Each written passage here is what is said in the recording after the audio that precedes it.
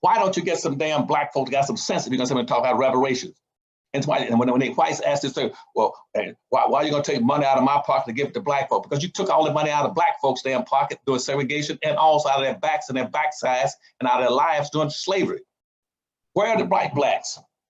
Where are the blacks? Why are you gonna stick a damn black entertainer up there?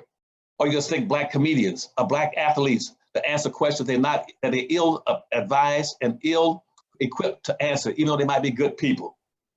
Tell me, Dr. Watkins, I can go on and on, but I don't mean to be giving you a long lecture. Do you get my point, though? No, I like that. I mean, we don't get this. We don't, what's happening in the mainstream media is not giving black people what they need to hear in order to understand what's going on. We're being told all the wrong things. We're being led in the wrong direction. So that's why I feel like it was important. I was appreciative that you were gracious enough to come on to the channel today, because there's a lot of people out there that really want the truth, and so in this space, this is what you get. You guys will get the truth, whether whether people like it or not. So Dr. Anderson, first of all, let me remind everybody who I'm talking to. I'm speaking with Dr. Claude Anderson. He's the author of the books Powernomics, Black Labor, White Wealth, The Black History Reader, Dirty Little Secrets 1 and 2. And he's what I consider to be one of, if not the premier expert on reparations in this country. His books, if you read Black Labor, White Wealth, and Powernomics, you will understand this debate at a level that will exceed the general public. So I encourage you to have your children read some of these books, read them as a family, talk about these concepts, not just to understand history, but to also understand the future, the power path for our people. We need a power path. We do not have a power path right now. We have the path that's going to lead us to more of the same stuff that we've had before. Now, do me a favor, everybody, if you're watching this conversation and you're vibing with this, please hit that thumbs up button. Please hit the thumbs up button so that other people will see the conversation. The more thumbs up you give the video, the more people will come in, because that's how the algorithm works. So please hit the thumbs up button.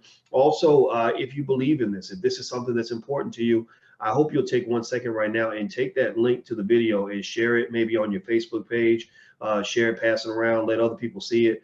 Because we're really trying to push Black intelligence and intelligent conversations. Also, if you want to go take a look at Dr. Anderson's books and get a leg up on these discussions and understand these things, I believe Black people have to bring education back into the home, because the public school system doesn't do it. That's how we end up with all these backwards people we see on TV. So bring it back home. You got scholars out here that are working for you. Dr. Anderson and I are both more qualified than any college professor you'll ever meet when it comes to teaching Black people. You have us right here. We're connected to you. This ain't 1975 where you had to go to a university to get access to professors. This is 2019. You can access your professors right here all the time, every day. And we have access to a lot of very brilliant, very intelligent Black people who are ready to build the future. So Dr. Anderson, let me ask you this question. Let me ask you one, let me finish one, answer one of your earlier, finish answering one of the other questions. You asked me earlier about how much money would be necessary. What should they be, what should they be getting? And you're talking about coupons from Burger King and McDonald's. But no, see what they owe Black folk in quantifiable terms. I can tell them all that real. I can quantify all that and tell them how much money they need. I can do it 3 or 4 different ways. I can base it based on the amount of money that was invested in Blacks, and how much money, how much whites got out of it. I can break all that. How much every slave was bought, what would depend on him to produce every day in terms of being justified, is being bought and working for a white person. Where a typical white person would say, I'm gonna spend $3 on and keeping a Black person alive and feeding and clothing him in a whole damn year. But he had to produce something like $57 to $60 per person. Or I want every Black slave right now, and he hit the field in the cotton fields. I want him to be able to bring home, pick every day. He got to pick at least 150 to 200 pounds of cotton. And that cotton, and the value of that cotton, I can tell you what the value of the cotton was. I can break all that down for you, tell you. You can go any way you want and pick all the cotton. But the easiest way to shape it is say that this country owed Black folks somewhere around $2 trillion. Now you're saying, well, they ever get $2 trillion? It's highly unlikely for a lot of different reasons. One reason is because those in power and they got control of the wealth, and they are selfish and greedy. And right now, they have no justification, no incentives to ever do anything for Black folk. They don't need Black folk anymore. The bottom line, they got a new labor class that's getting cheap. There's cheap labor that's coming into the country through immigrants. They don't need Black folk. And so they're going to be adamantly opposed to doing anything for Black folk. On the right-hand side of the Black folk, So before I leave that, it's very important. Notice something. Not only don't white folk need black folk anymore, but they also hate black folk. They hate them. That research shows me that it's on the eve of the slavery, when white folks should have started talking about reparations for black folk, 98%, Dr. Watkins, of all the whites in the United States were adamantly opposed to even freeing slaves. But you always hear black folk, white folks saying, well, we fought the Civil War to get you all free. No, you didn't. That war had nothing to do with slavery. That wasn't the primary purpose of fighting the Civil War. The fight in the Civil War was over whites in the South, and the whites in the North were fighting who could control the wealth and industrial complex and vehicles and devices in the South. Blacks were the generator of wealth. That was a problem. They invested over $8 billion in building in that time, to building a slave power was the wealth builder in this country. The North had all these immigrants coming in, but a typical slave owner with 2 slaves had more wealth than a typical white. If he threw in his house, his business, and all his personal assets. The wealth was in the South, and the whites wanted to break the South. They wanted to break the wealth power the South had over the nation, and they still did. And that's what these, see, we're talking about the red states in the South. Those are the same states.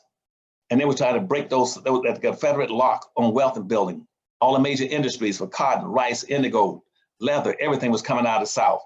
And that's what the Civil War was about. It wasn't about slavery. Blacks were insignificant.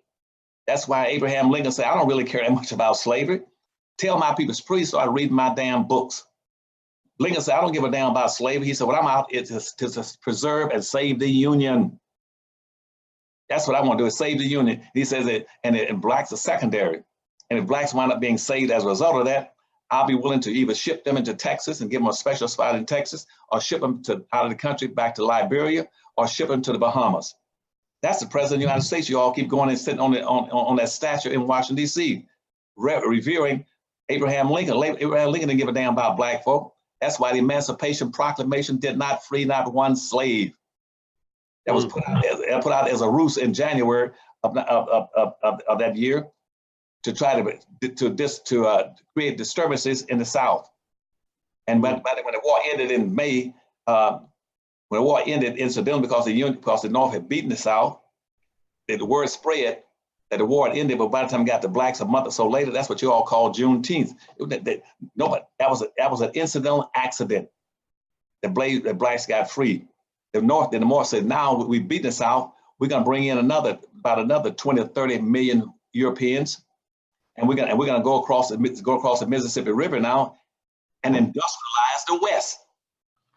That's what the whites wanted in the North. That's why they said, and we're going to go industrialize the West, and you Southerners, you can come up with the black codes, whatever you want, and Jim Crow say, well, you can keep those blacks again and use them not as free labor, this time as cheap labor. And see, blacks, and if you're going to go before Congress, damn it, know what you're talking about. And get some resources in your hand. So the whole thing is that what is right now is impossible in theory and practice for black folk to continue to survive in this nation and on earth.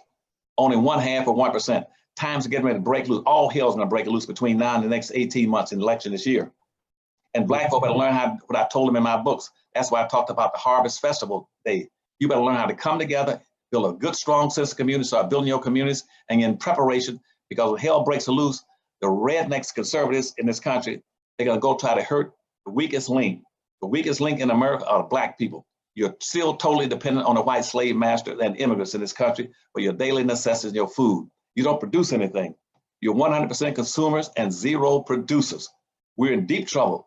That's what my books are saying. Move now and get those books to start reading and start doing something. And then when you talk about reparation, tell me you want to hear all this stuff about your mama being whipped when she's a slave and all that. You talking about, I want you to redistribute the wealth, the resources. We want land. Don't be talking about how much money I give a black. I don't give a damn if you don't give a black person a penny. You put all that money into special trust accounts. You put it into special development banks. I got a whole plan on where the money should go, Dr. Watkins, but I'm not gonna tell you on your show right now because the claim jumpers are here and they run right out and start spilling it as if it's something they learned and thought up and dreamed up and developed. So that's the long story short.